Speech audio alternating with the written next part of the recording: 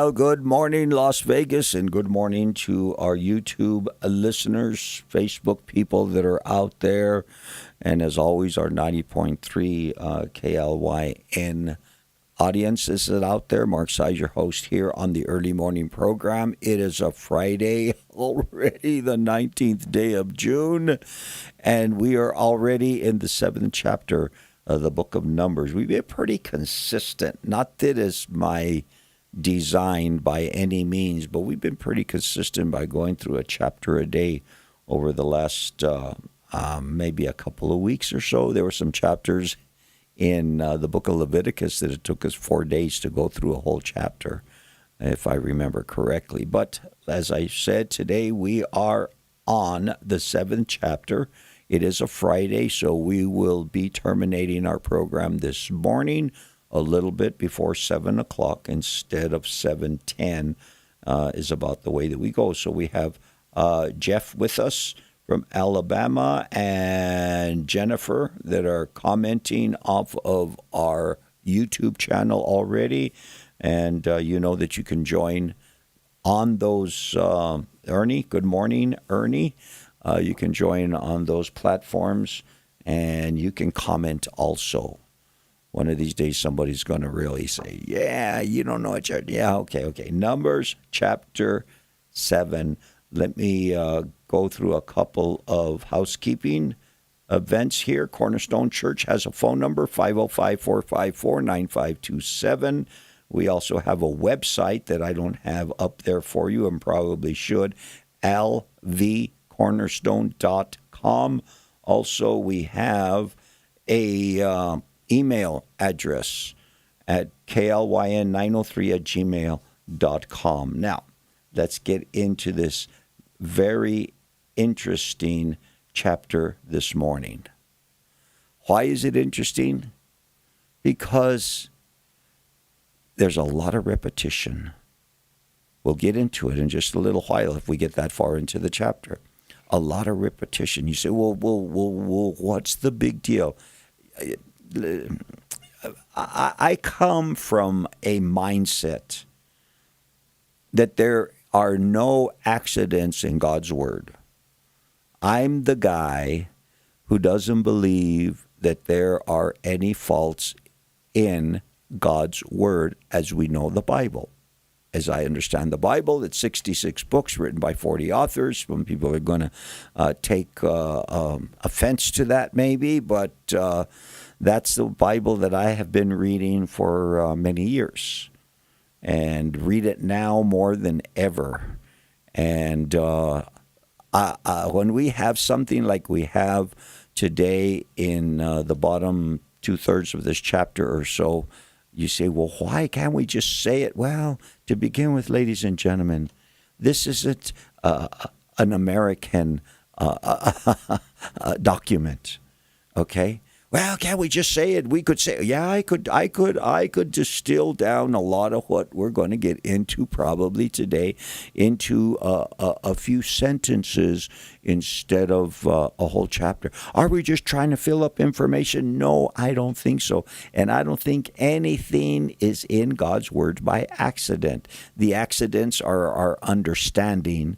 That's our accidents, okay? And just trying to look at God's word through your own lens and only your lens and what fits into your world is probably not going to give you that understanding that you really want.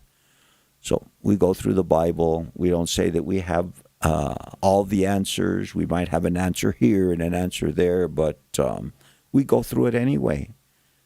Now, it came to pass. Good morning, Andrea. So I have Jeff, Jennifer, Ernie, and Andrea with us on YouTube.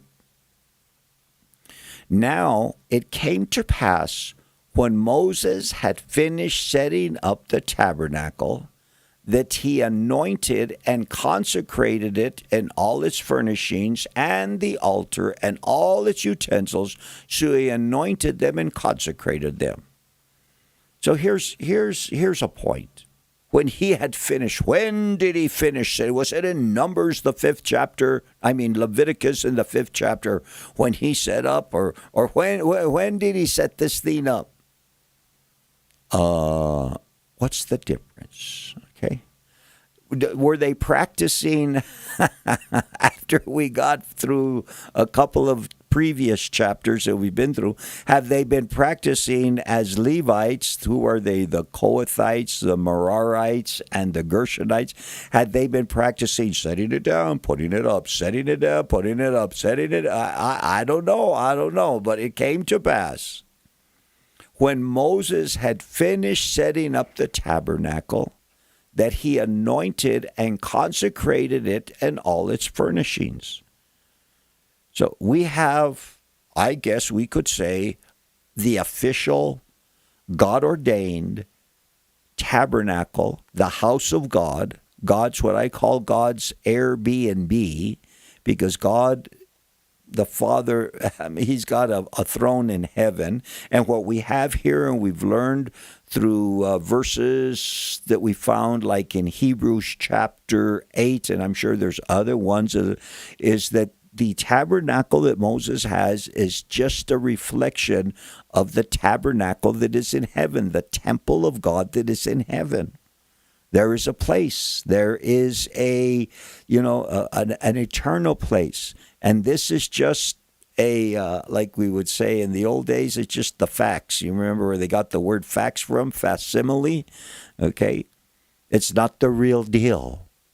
But God is going to allow his presence to occupy in a glorious way, because God's presence, if God is everywhere, okay, if God is everywhere, I was taught by the nuns when I was young, he's all-knowing, all-loving, and all-present.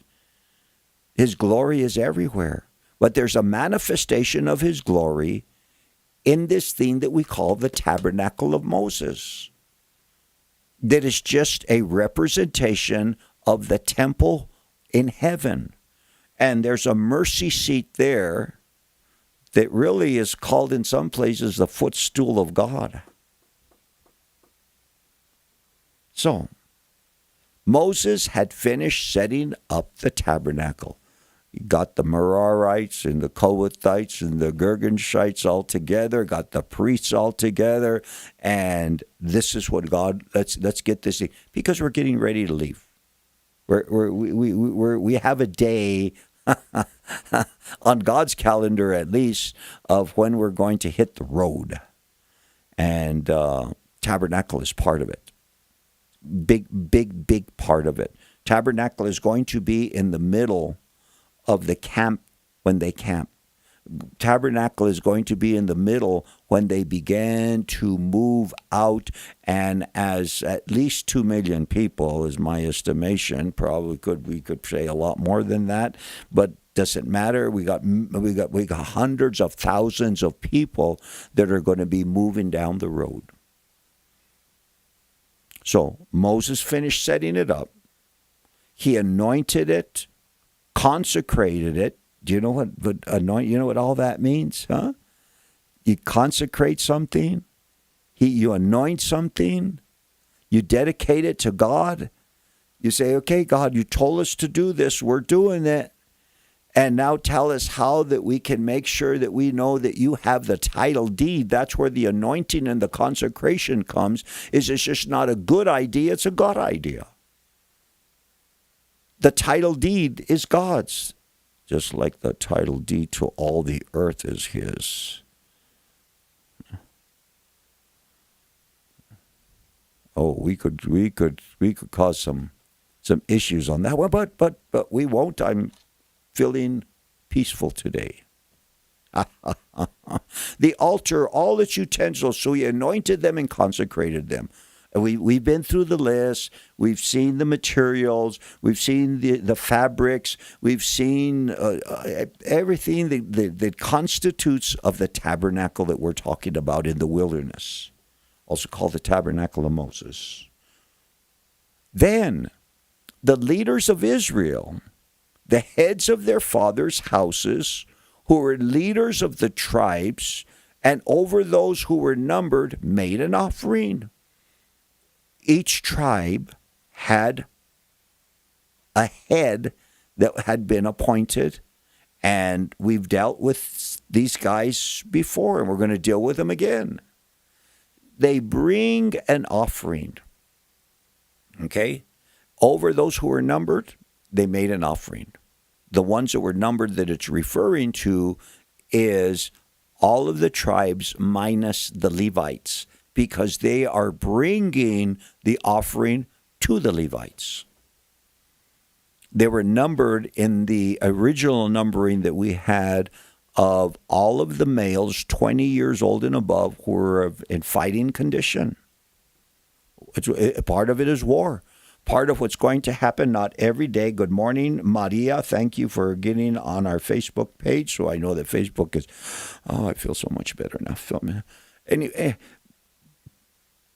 warfare is part of what's of the wilderness wanderings. Warfare is there. They're going to go into the land of Canaan, where is God's place for them to be. God's will is for them to be. There's going to be warfare there too.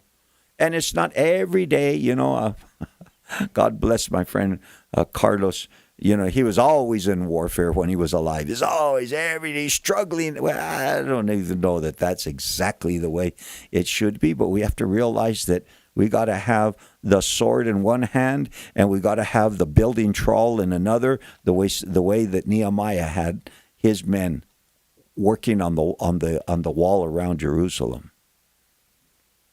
Good morning, Mr. John. Good morning. Wow.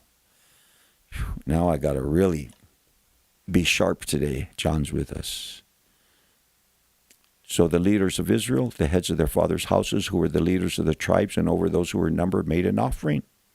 And they brought their offering before the Lord. So these tribes, which really are... you say they're 12, not 11. Yeah, there's 2 half tribes that are there that constitute 11A and 11B that you could count as 12 because the Levites aren't counted in on this. Let's fight about that. Why don't you say we just arm wrestle over that? Anyway, is it 11? Is it 12? Is it 13? What is it? Can the Bible be reliable? I believe the Bible can be extremely more reliable than the hand that is in front of our face. The Bible, more real and more accessible, especially in our time. Now all we got to do is we just got to let it speak to us. They brought their offering before the Lord. Verse 3. 6 covered carts and 12 oxen, a cart, for every 2 of the leaders, and for each one an ox, and they presented them before the tabernacle. So the tribes bring 6 carts. Okay? Each cart was offered by 2 tribes. And there's 2 oxen that are pulling every cart, so every tribe brought an ox to the offering. And that's what it's saying. Brought their offering before the Lord, 6 covered carts, 12 oxen, a cart for every 2 of the leaders, and for each one an ox, and they presented him before the tabernacle, so they bring it before. Good morning, Mr. Gentry.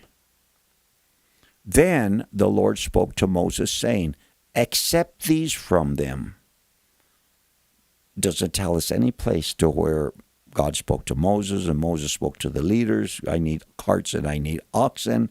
Somewhere down the line, they knew what they had to do, and they did it, and God told Moses, now accept these from them, that they may be used in doing the work of the tabernacle of meeting. Okay, we have a purpose. There's a purpose. There's a reason why. There's order in the house and there's purpose in the house. You shall give them to the Levites, tribe 13 or tribe 12, I'm having to every man according to his service.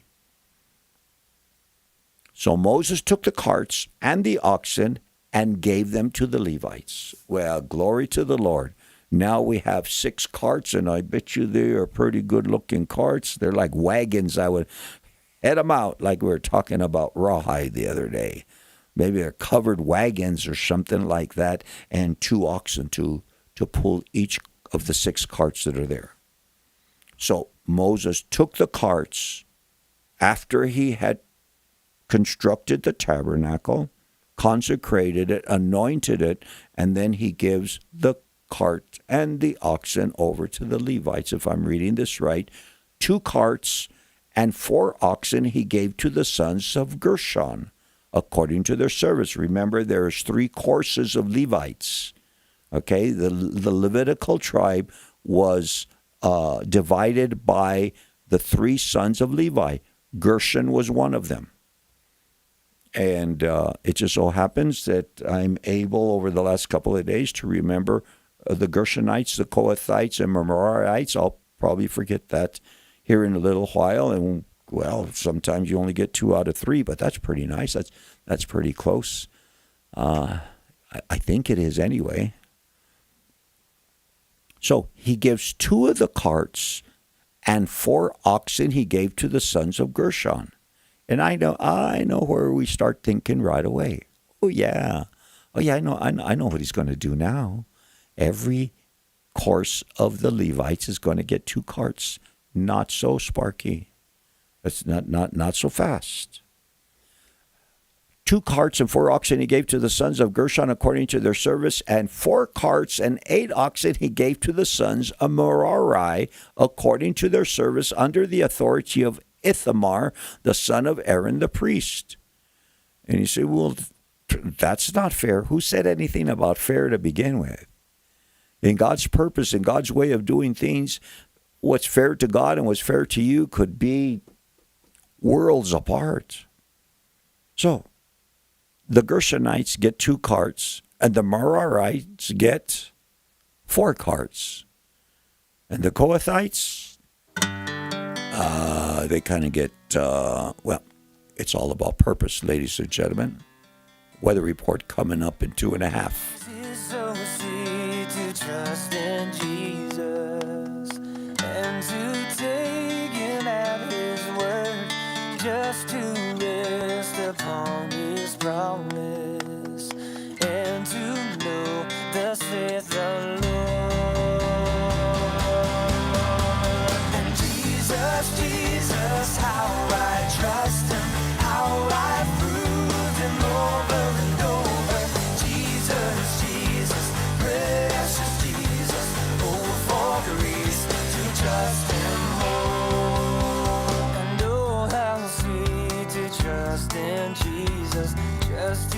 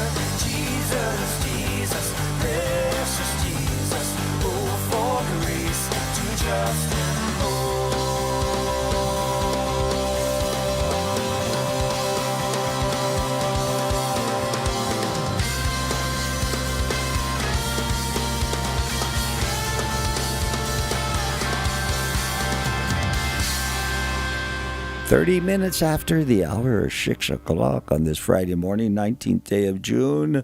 Mostly sunny today, high near 86, south wind 5 to 15 with a 40% chance of showers in the afternoon.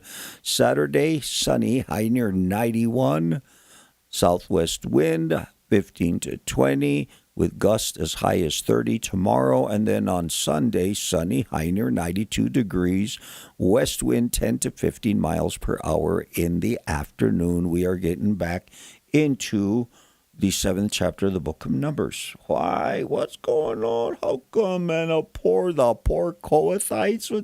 What's going? And if you notice there, I added LB Cornerstone onto the pertinent information that I want you to know about. Good morning, Dana. Good morning, Leroy Doty. So let's do that, and I think it worked. 2 carts and 4 oxen he gave to the sons of Gershon according to their service. 4 carts and 8 oxen he gave to the sons of Merari according to their service under the authority of Ithamar the son of Aaron the priest. But to the sons of Kohath he gave none, because theirs was the service of the holy things which they carried on their shoulders. So you read this, the leaders offered the dedication offering for the altar when it was anointed, blah, blah, blah. But you say, wait a minute, what's this story over here? Well, we already know what the story. We already know that the Gershonites had their part to play as it was in the constructing and the tearing down of the tabernacle. The Merarites had theirs and the Kohathites had theirs. Now, the Kohathites were those that were going to take care, according to verse 9 and other chapters we read before, they were going to take care of the holy things. The priests were commanded, the sons of Aaron and Aaron himself at that time, and then subsequent generations were going to be responsible when they moved to come in and to cover the holy things, starting off with the Ark of the Covenant. And then after they covered it, and they just didn't throw a little sheet on there and say, okay, no. You cover it real good, strap it down, make sure that nobody looks in, because if anybody looks at it, they're going to die. I wonder if the priest went in there backwards with that first blanket and just covered it over so that they would not look at it. I don't know. But people will die for looking at the Ark of the Covenant. And others, like the high priest himself once a year, will be exempted for that one day. Anyway, it was going to be the Kohathites that were going to take care of the furniture that were inside the tabernacle. We talked about that in, I think, at the beginning of the week, what they were going to do. And now you find out that they don't, and you say, it's not fair that they get to carry the holy things. It's not fair that how come we don't? Well, because God has his purpose and order, and the order of the Kohathites was to carry on the shoulder. So they're going to carry. They're not going to put. And we've talked about this before. We kind of brought it up. Well, what if and how are they going to do this? Well, we find out now. So the Merarites, okay, all of the material, all of the different colors of material and leather and skins and everything that is going, that's their job. That's what they're going to ignore. The Gershonites, I believe it was, that was going to take care of that part. And the Merarites, they were going to be the ones that were going to take care of the wooden poles and the beams that latched them together, and the silver bases and all the different materials that were used to stand up the poles and all those things. So they were going to need 4 carts for all of the structure itself, the outline itself. The Gershonites were going to need 2 carts instead of 4 for all of the coverings and all of the partitions that were going to be to constitute the tabernacle of Moses and the courtyard, which was going to be the border around it and all that stuff. And the Kohathites are going to be carrying the lampstand. They're going to be carrying the altar of incense.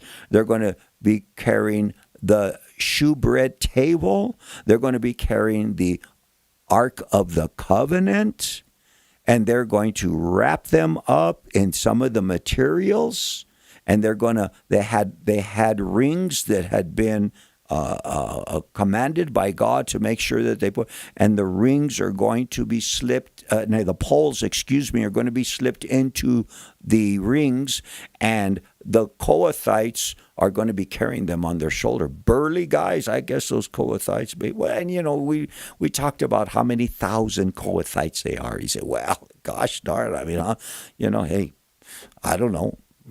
Maybe one of these days we're going to find out how many steps they took, how many they traveled before they had another team of Kohathites come in and take over. But there's enough guys. God's got this thing all figured out. Thank you, Jesus.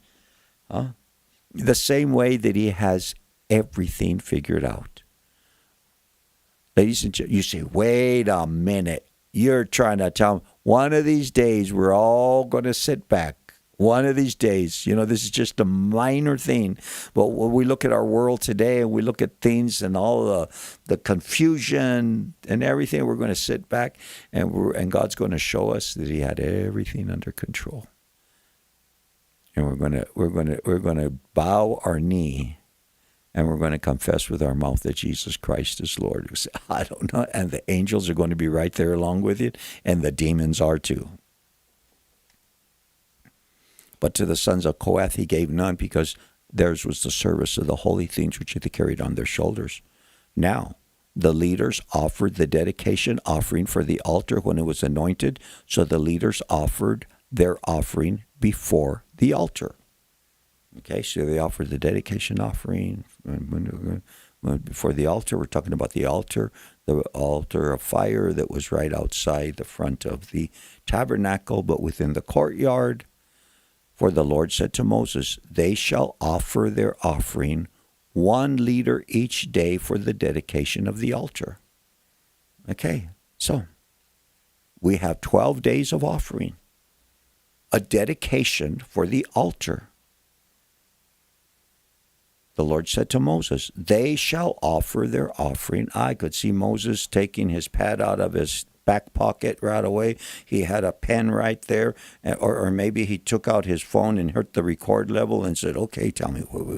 They shall offer their offering 1 liter each day for the dedication of the altar. The one who offered his offering on the first day was Nahshon, the son of Amminadab, from the tribe of Judah. So Nahshon was the one who had brought his cart with another leader, his cart, did I say court? His cart and his ox, and the other leader that was with him that helped build the cart brought his ox, and they presented it too. But now we are bringing an offering. And day 1 was the tribe of Judah. First day was Nahshon. His offering on the first day was Nahshon, the son of Amminadab. Let's see what his offering was. 1 silver platter, the weight of which was 130 shekels. 1 silver bowl of 70 shekels, according to the shekel of the sanctuary, both of them full of fine flour, mixed with oil as a grain offering. 1 gold pan of 10 shekels full of incense, 1 young bull, 1 ram, 1 male lamb in its first year as a burnt offering, 1 kid of goats as a sin offering, and for the sacrifice of peace offering, 2 oxen, 5 rams, 5 male goats, 5 male lambs for their first year. This was the offering of Nahshon, the son of Amminadab. We got 11 more days to go. But I want you to imagine a silver platter. 130 shekels in weight. Now, let's get some help. Because if you're like me, you're saying, what is that? Okay?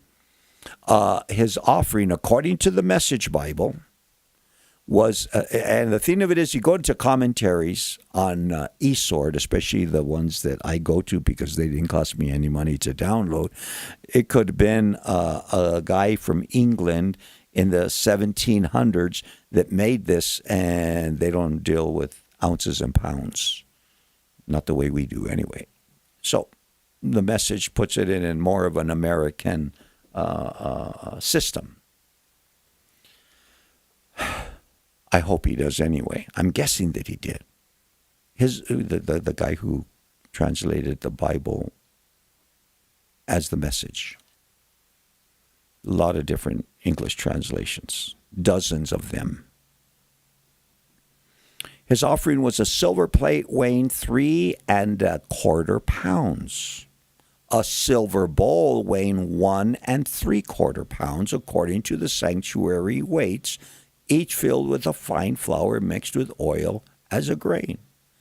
A gold vessel weighing 4 ounces, filled with incense. Okay, isn't an ounce of gold now like about $6,000 or something, or 4,000? I don't know. A young bull, a ram, a yearling lamb, a he-goat, absolute offering, 2 oxen, 5 rams. Anyway, that kind of gives you a breakdown of what you think over there. 3 1/4 pounds of silver in the plate, in the platter. Okay, I like platter better that it says in the New King James. Let's see, his offering was a silver plate weighing 3 1/4 pounds and a silver bowl weighing 1 3/4 pounds. Okay, you do the math and you figure it out. Silver right now is about $70 an ounce.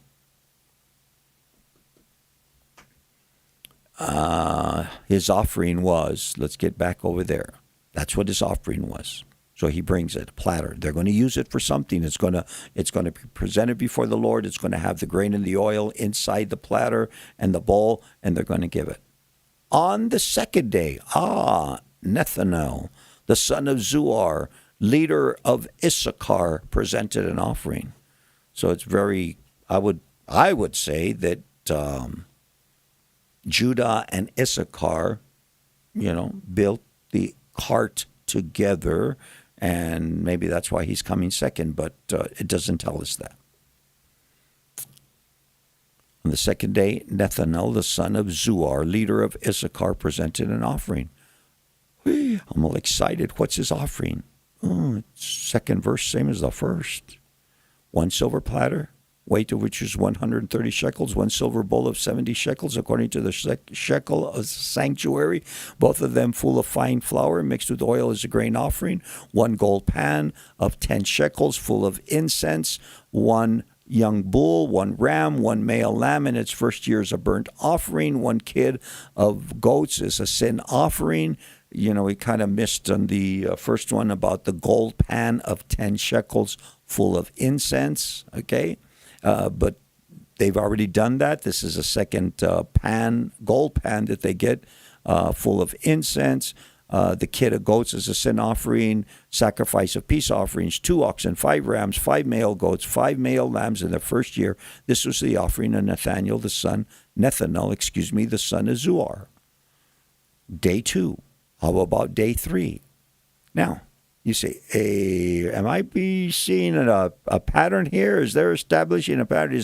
Because I know that you were reading last night. I know that you were reading this chapter and say, I want to be ahead of them this time. I'm going to read it. And you say, well, everybody brought the same. They sure did. They sure did. And it could have been very easy for us to say, and each of the tribes brought one of each, one silver platter, and 1 silver bowl, and 1 gold pan, but that's not what it says. And I struggle when I'm reading this yesterday and say, well, maybe we'll just not go through the whole thing. Maybe we'll just kind of condense it together. And I said, hey, wait a bit. If it's there, it's there for a reason. And just because I don't understand the reason doesn't mean that there is no reason. Because in my finite pea-brain mind, I don't always understand the why. But maybe one of these days we will. And maybe one of these days somebody understands it. And we'll get revelation, not just information. Because you can get information. Well, when you get revelation, that's something different. Please know the difference. Be discerning between information and revelation. On the third day, Eliab the son of Helon, leader of the children of Zebulun, presented an offering. And let me just break it here down for you. Third verse, same as the second. His offering was one. I don't think the British rock group had third. Was it Herman's Hermits or somebody like? His offering was 1 silver platter, the weight of which was 130 shekels, 1 silver bowl of 70 shekels, according to the shekel of the sanctuary, both of them full of fine flour mixed with oil as a grain offering, 1 gold pan of 10 shekels full of incense, 1 young bull, 1 ram, 1 male lamb in its first year as a burnt offering, 1 kid of the goats as a sin offering for the sacrifice of peace offerings, 2 oxen, 5 rams, 5 male goats, 5 male lambs in their first year. This was the offering of Eliab the son of Helon. So on the third day, that's when the tribe of, let me get it for you here, Zebulun brought their platters and their bowls and their offering unto the Lord. And I'm guessing that every day they offered up the animals on the altar unto the Lord and got the platters and, said, okay, we can use these on day 4. Elazar, the son of Shadur, leader of the children of Reuben, presented an offering. So Reuben comes on the 4th day. His offering was one of silver platter. He said, where did they get the names? Like Reuben and Naphtali and all these from the sons of Jacob, 12 sons. Levi was one of them. Joseph was one also, but he has 2 half-tribes. Manasseh and Ephraim, I believe, were the 2 half-tribes of Joseph. He gets the double blessing. So, that explains a little bit, 12 or 13. His offering was of 1 silver platter, the weight of which was 130 shekels, 1 silver bowl of 70 shekels, according to the shekel of the sanctuary, both of them full of fine flour mixed with oil as a grain offering. On day 4, it's Reuben's turn. And he doesn't try to outdo the rest. He just does what God wants them to do with a purpose. They all constructed carts. They all brought oxen. They're all bringing their offering to the Levites who they were going, and they're consecrating the tabernacle and the altar and all of this deal because we're getting ready to move. You say, well, you've been saying that for over a week now. Well, okay, I'll hurry up. No, I won't. Not really. 1 gold pan full of 10 shekels, full of incense, 1 young bull, 1 ram, 1 male lamb in its first year as a burnt offering, 1 kid of the goats as a sin offering, as the sacrifice of peace offerings, 2 oxen, 5 rams, 5 male goats, 5 male lambs in their first year. This was the offering of Elazar, the son of Shadur. And offerings are going up. Peace offerings are going up. Sin offerings are going up. Burnt offerings are going up. I mean, sin offering is a recognition of our true state, separated away from God. And we offer who we are to God, and we say, God, this is who I am and where I'm at. He says, well, I have a cure for you, son. I have a cure. Verse 36, 5th day. Shalumiel, the son of Zurishaddai, leader of the children of Simeon, presented an offering. His offering was 1 silver platter, the weight of which was 130 shekels, 1 silver bowl of 70 shekels, according to the shekel of the sanctuary, both of them full of fine flour mixed with oil as a grain offering, 1 gold pan of 10 shekels, full of incense. You know what they're going to do with the incense. You know what they're going to do with the bull, the ram, the lamb, the kid, goat. You know what they're going to do with all of these things. And the silver platters, they're going to use them. It looks like the silver platters, remember, they're going to get these animals. They're going to sacrifice, and some of them, they're going to take it off of the grate, and they're going to put it on the platter, and they're going to take it over to the priests, and they're going to consume. Like the shoulder that we saw yesterday. 1 kid of the goats, verse 40, is a sin offering. The sacrifice of peace offerings, 2 oxen, 5 rams, 5 male goats, 5 male lambs. This was the offering of Shalumiel, the son of Zurishaddai. Now we go on to day 6. Eliasaph, the son of Deuel, the leader of the children of Gad, presented an offering. His offering was, drum roll, Mr. Producer, 1 silver platter, the weight of which was 130 shekels, 3¼ pounds. 1 silver bowl of 70 shekels, 1.75 pounds. According to the shekel of the sanctuary, both of them full of fine flour mixed with oil as a grain offering. 1 gold pan of 10 shekels. Did we figure out what 10 shekels were what the weight of it was? 4 ounces. Oh, yeah, now I remember. Yeah. 1/4 pound. Like a hamburger patty. 10 shekels, full of incense. Don't go up to McDonald's and say, I'll take the 10 shekel, okay, because they won't know what you're talking about, okay.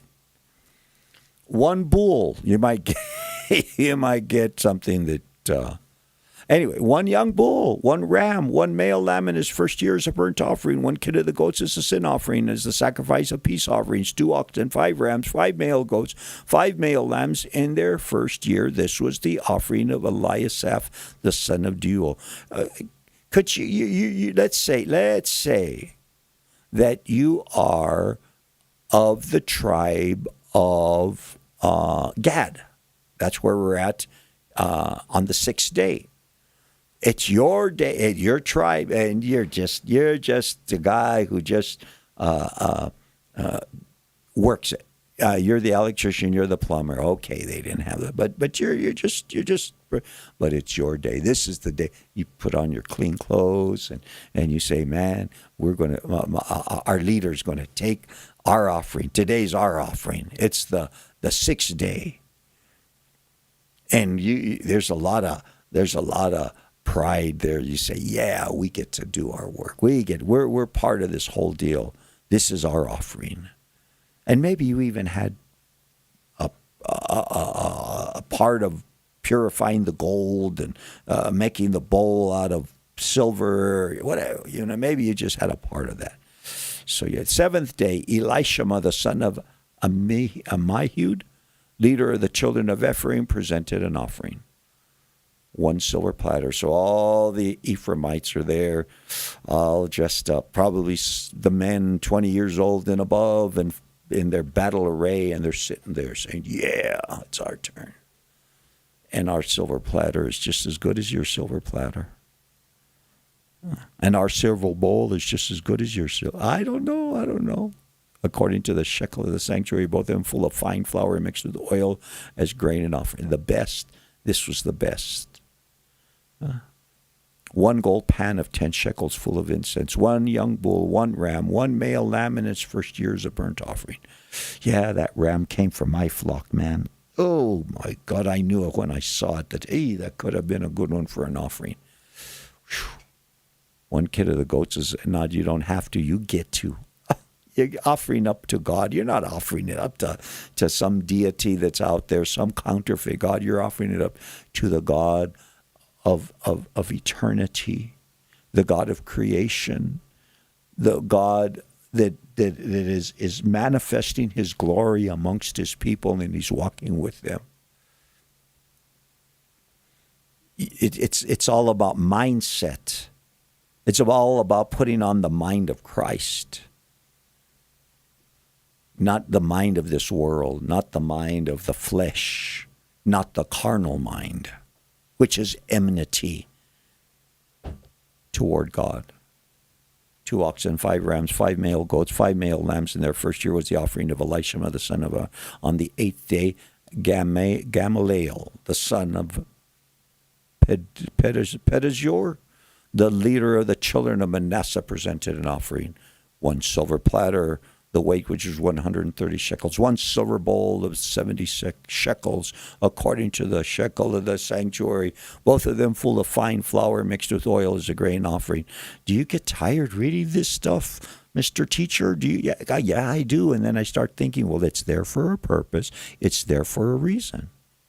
Well, what's that purpose and what's that reason? I don't know. But I know enough about God that where he says it, I believe it, And that's good enough for me. Sometimes it is. Sometimes I'm struggling to find the answer. Sometimes I want to be like Jacob and wrap my arms around him and say, I ain't going to let you go till you bless me. One young bull, one ram, one male lamb, one as a burnt offering, a kid of the goats of the sin offering, a sacrifice of peace offerings, 2 oxen, 5 rams, 5 male goats, 5 male lambs in their first year. This was the offering of Gamaliel, the son of Pedazur. Day 9, Abidan, the son of Gideoni, leader of the children of Benjamin, presented an offering. His offering was 1 silver platter, the weight of which was 130 shekels. 1 silver bowl of 70 shekels, according to the shekel of the sanctuary, both of them full of wine.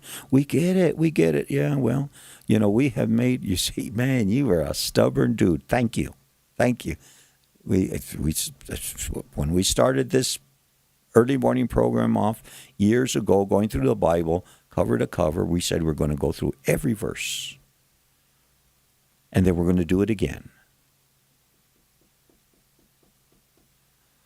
1 gold pan of 10 shekels full of incense, 1 young bull, 1 ram, 1 male lamb in his first year as a burnt offering, 1 kid of the goats as a sin offering, as a sacrifice of peace offerings, 2 oxen, 5 rams, 5 male goats, 5 male lambs of the first year. This was the offering of Abidan, the son of Gideoni. The 10th day. You say, what? The 10th day? We're already, we're good. We'll go to the end of the chapter. On the 10th day, Ahizir, the son of Ammishaddai, leader of the children of Dan, presented an offering. His offering was 1 silver platter, the weight of which was 130 shekels. You're getting it, aren't you? Yeah, you're getting it. You say, yeah, I kind of know. 1 gold pan full of 10 shekels full of incense, 1 young bull, 1 ram, 1 male lamb in his first year as a burnt offering, 1 kid of the goats as a sin offering, the sacrifice of peace offerings, 2 oxen, 5 rams, 5 male goats, 5 male lambs in their first year. This was the offering of Ahizir, the son of Ammishaddai. On the 11th, on the 11th day, Pagiel, the son of Ochran, leader of the children of Asher, presented an offering. His offering, guess what his offering was? 1 silver platter, the weight of which was 130 shekels. 1 silver bowl of 70 shekels. And I bet you all of these platters and all of these bowls, if they stacked them up, fit real good. It's a match set. And it's for God, and it's an offering that they bring unto God for the sanctuary. 1 gold pan, 1 young bull, 1 ram, 1 male lamb, 1 kid of goats, 2 oxen, 5 rams, 5 male goats, 5 male lambs in their first year. This was the offering of Pagiel, the son of Ochran. On the 12th day of Christmas, no, not of Christmas, on the 12th day, maybe that's where they get it from, Ahira, the son of Enan, the leader of the children of Naphtali, presented an offering. And they probably looking at everybody, says, ha, ha, ha, we're last. Ha, ha, ha, we get to come in at the end. His offering was 1 silver platter, the weight which is 130 shekels. 1 silver bowl, 70 shekels according to shekel of the sanctuary, full of fine flour, 1 gold pan, full of incense, 1 young bull, 1 ram, 1 male lamb, 1 kid of the goats, 2 oxen, 5 rams, 5 male goats, 5 male lambs of their first year. This was the offering of Ahira, the son of Enan. This was the dedication offering for the altars from the leaders of Israel when it was anointed. 12 silver platters, 12 bowls, and I can't go through each one of them because I'm running out of time, ladies and gentlemen. God bless you all. We'll see some of you on Monday morning at 6:10. The rest of you, hope we see you Sunday at 10 o'clock here at 2207 7th Street.